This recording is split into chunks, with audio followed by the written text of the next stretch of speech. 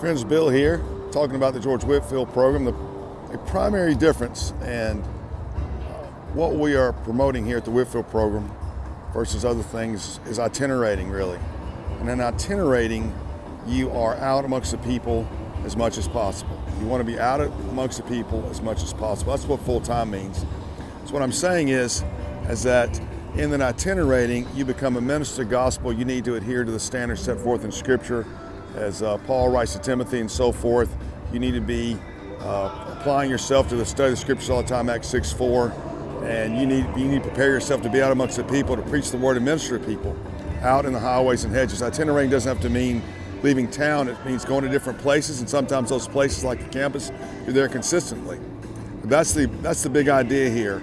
And you begin to step into that role as a minister of the gospel and ambassador for Christ. And that's exactly what Whitefield did. He was ordained, he was well educated, and he ended up spending his career, in essence, not separated from the church, but out in the highways and hedges with the people. See, lots of folks think that somehow we are separated from the church. That's not true at all.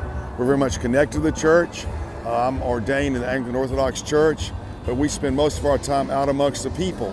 And there's a difference. Our ministry is not within the local body per se. It's out amongst the lost, out amongst the people in general. And so that's what you have to want to do, want to embrace. Be out preaching 6 days a week, 4 hours a day, praying a lot, studying the Scripture. This is why the full-time status is needed, because we are basically committing to itinerating, which means being amongst the people. And if we're going to do that with our life, then we need to know what we're doing. That means study the Scripture, be men of prayer, and get ordained in whatever way possible.